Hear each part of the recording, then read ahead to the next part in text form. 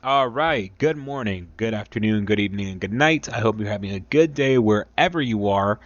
And actually, let me just ask you real quick. How is your day? Oh, good. Your day's good today? Oh, that's great. That's great. What about mine? My day? It's been a pretty good day.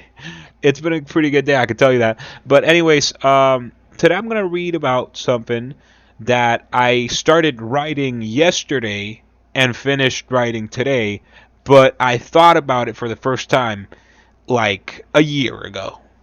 So yeah, what took me so long? That's a good question. I don't know.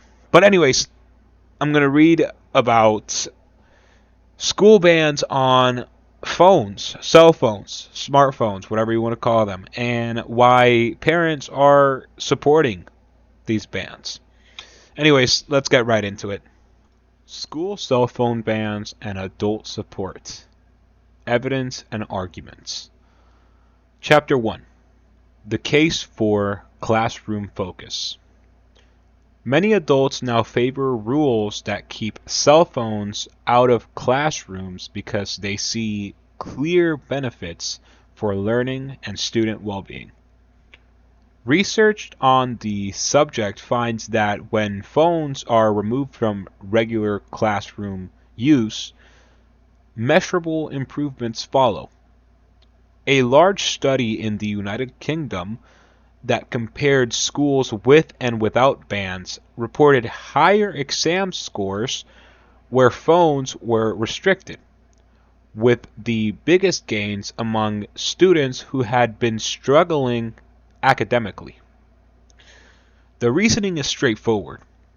Phones provide easy distractions.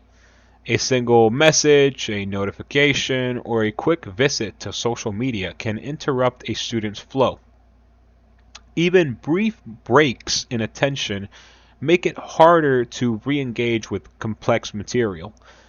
And over a school day, those losses add up. I was gonna say glasses. Losses add up. Okay. And over a school day, those losses add up. Teachers repeatedly say that classrooms are calmer and lessons run more smoothly when phones are not constantly demanding attention. Chapter 2. Mental health, sleep, and daily routines. Beyond short-term focus, adults worry about the effects of phones on mental health and sleep. Teenagers who spend large amounts of time. Oh! Sorry, my cat just scratched my foot, which did not feel very good. Anyways, teenagers who spend large amounts of time on social media are more likely to report anxiety, low mood, and poor sleep patterns. Keeping phones out of class reduces total daytime screen exposure and can help enforce clearer boundaries between school hours and personal device use. This can make it easier for families and students to limit late night scrolling that disrupts sleep. While phones are not the only cause of these problems, many adults see school policies as a practical place to intervene. They view bans as a simple school level step that supports healthier daily routines without needing to change behavior at home first. Chapter 3. Bullying, Social Pressure, and Safety. Adults also point to bullying and social pressure as reasons for tighter rules. Phones allow instant and often public forms of harassment through messaging apps and social platforms. Incidents that begin in class can follow students through the day and escalate outside school hours. Removing phones from general access during the school day reduces opportunities for such behavior and limits the viral spread of humiliating posts. Likewise, otherwise or likewise, I said likewise because I think that makes me sound smarter. Likewise, social media creates constant pressure to present a curated self, to compare, and to perform. In a classroom where everyone is expected to stay present, those pressures lose some of their force. Many parents see that as a protective effort, effect. Many parents see that as a protective effect worth supporting. I should have practiced reading this because I wrote it and I was reading it while I was writing.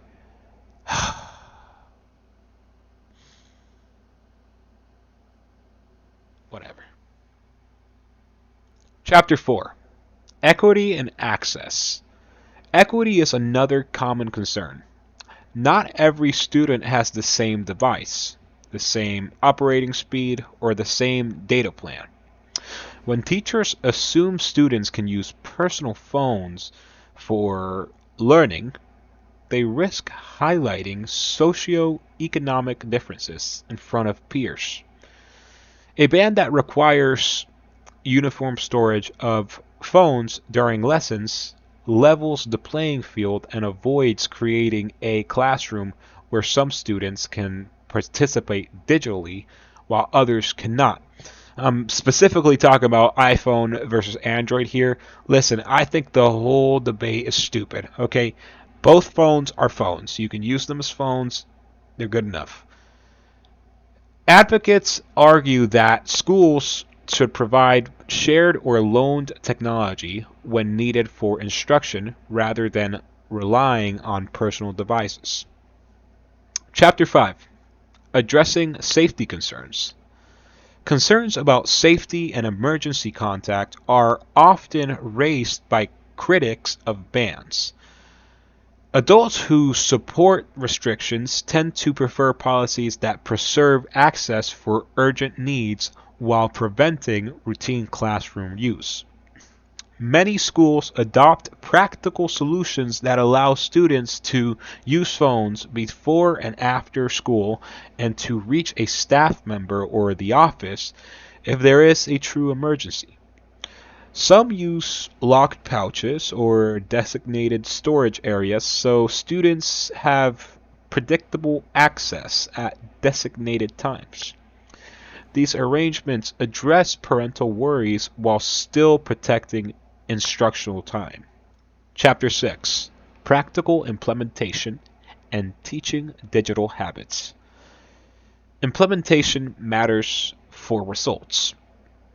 Adults are more likely to back bans when rules are clear, consistently enforced, and explained to both students and families. Schools that pair restrictions with lessons on digital citizenship and self-regulation help students understand the purpose behind the rule instead of just imposing a prohibition.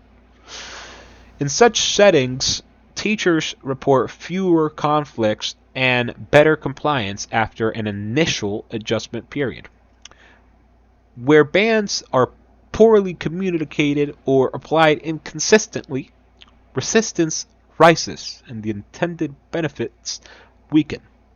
Chapter 7: Balancing Technology and Instruction. Those who support phone bans recognize the valid counter-argument that phones can be useful learning tools.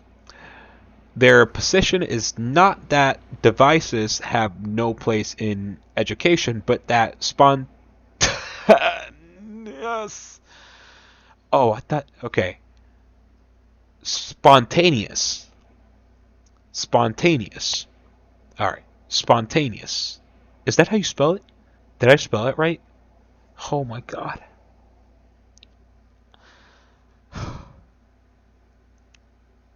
I should have used grammar check. Okay.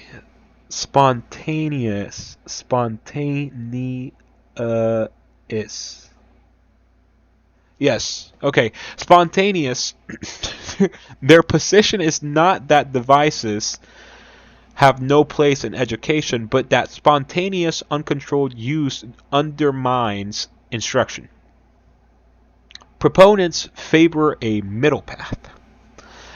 Allow casual use that distracts from the work at hand, but wait, hold on. Not allow, hold on. Where am I? Allow technology when it is intentionally integrated into lessons with teacher supervision, but restrict casual use that distracts from the work at hand. Allow casual use that distracts. That balance, many adults believe, preserves the benefits of digital resources while protecting focus, fairness, and social safety in the everyday life of the school. Thank you for watching or listening. I hope you've been having a good day, and I hope you continue to have a good day. And I will see you tomorrow. Bye bye!